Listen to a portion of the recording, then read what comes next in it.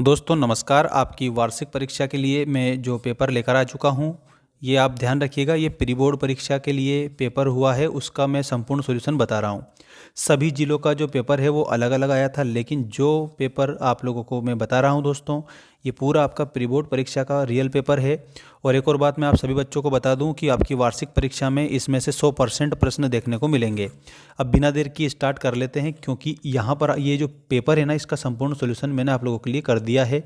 MP board के बच्चों के लिए है। याद रखना, मेरे साथ जुड़िएगा ताकि मैं आप लोगों को सारे आंसर बता सकूं। देखिए पहला प्रश्न, हरिवंश राय बच्चन की 10 खंडों में प्रकाशित रचना कौन सी है। दोस्तों हरिवंश राय बच्चन है ना, उनकी बच्चन ग्रंथावली 10 खंडों में प्रकाशित है। अगला क्वेश्चन है, श्रृंगार, शांत और करुण रस में विशेष रूप से कौन सा गुण पाया जाता है। तो दोस्तों इसमें माधुर्य गुण पाया जाता है। और ओज गुण किस में पाया जाता है। तो दोस्तों वीर रस में ओज गुण पाया जाता है। इसके अलावा भयानक रस में भी ओज गुण पाया जाता है। ठीक है, और आप सभी को ऐसे अच्छे से सीखना है। ठीक, अगला देखिए, प्रयाग महिला विद्यापीठ की स्थापना किसने की। तो इसमें महादेवी वर्मा आएगा। ठीक है, महादेवी जो वर्मा है ना दोस्तों, ये छायावाद की कवियत्री थी, तो याद रखिएगा छायावाद। और इन्होंने एक पाठ लिखा है जिसका नाम था भक्तिन। ठीक है ना, तो भक्तिन पाठ की रचनाकार भी महादेवी वर्मा है। इनको एक और नाम से जाना जाता है आधुनिक मीरा। ठीक है, महादेवी वर्मा को आधुनिक मीरा के नाम से जाना जाता है। अगला देखो, शब्द युग्म के प्रकार हैं। तो शब्द युग्म के 6 प्रकार होते हैं। जूझ पाठ की विधा है दोस्तों, मतलब जूझ जो पाठ है ना, ये किस विधा में लिखा गया है। तो यह है आत्मकथात्मक उपन्यास। आपको आत्मकथात्मक उपन्यास याद रखना है। अगला है, समाचार लेखन का प्रवेश द्वार माना जाता है। तो इंट्रो को समाचार लेखन का प्रवेश द्वार माना जाता है। दोस्तों सभी बच्चे अच्छे से ध्यान रखिएगा। ठीक है, एक बात समझ लीजिए, जितने भी क्वेश्चन मैं बता रहा हूँ ना, सारे के सारे आप लोगों के लिए 100% मोस्ट है। एक भी क्वेश्चन आपको छोड़ना नहीं है। इसका अगर आपको PDF चाहिए तो ऐप को डाउनलोड कर लेना। ऐप की लिंक मैंने आप लोगों के लिए डिस्क्रिप्शन में डाल दी है। देखिएगा, पतंग कविता में मृदंग शब्द का मतलब होता है ढोलक की तरह एक बाजा।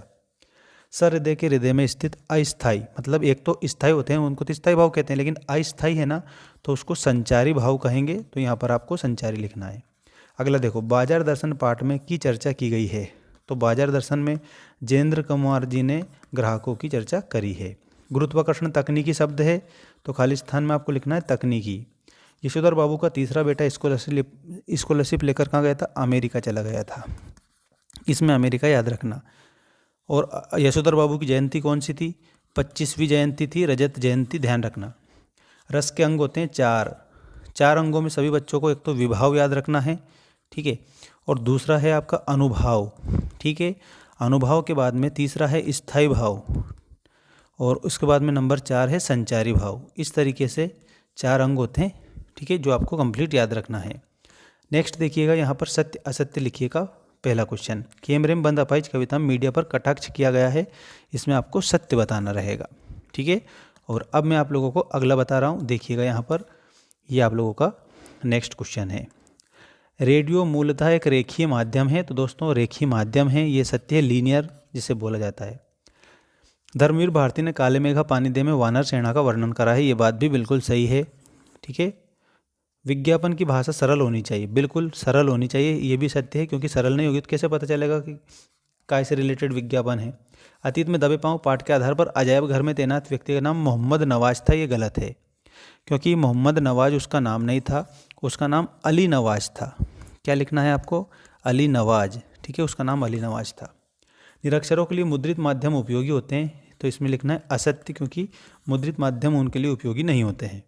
अब देखो जोड़ी मिलाई वाला, बात सीधी थी पर इसमें आप लोगों को कोई दूसरा नहीं। ढोलक की आवाज़ गांव में संजीवनी शक्ति का काम करती थी।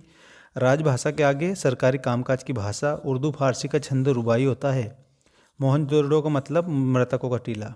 भारत का पहला छापाखाना गोवा में खुला था। रीतिकाल की जो प्रतिनिधि रचना है बिहारी सत्सई है।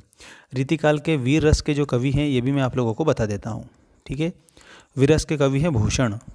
ठीक है, याद रखना सभी बच्चे, ये भूषण जो है रीतिकाल के ही कवि हैं, और बिहारी भी रीतिकाल के कवि हैं, लेकिन वीर रस के कवि कौन हैं, तो भूषण हैं।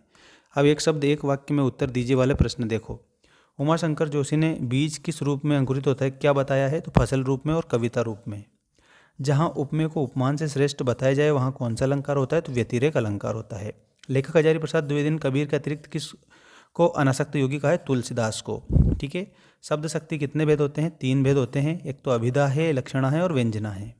शब्दों के सार्थक समूह को वाक्य कहते हैं। A sentence is a group of word which makes complete sense. Next, Yashodhar Babu सचिवालय में किस पद पर कार्यरत थे? तो सेक्शन ऑफिसर के पद पर। घटनास्थल के किसी खबर के सीधे प्रसारण को क्या कहते हैं? लाइव बोला जाता है। जैसा कि मैं आपकी लाइव क्लास लेता हूँ ना, इस तरीके से। और बाकी ये जो पूरा पेपर है इसका PDF आपको मिल जाएगा। और ये सेकंड जो पेपर है सेट बी है। ठीक है। और ये जो सेट बी है ना दोस्तों, इसका संपूर्ण सॉल्यूशन मैं नेक्स्ट वीडियो में आपको बता दूंगा।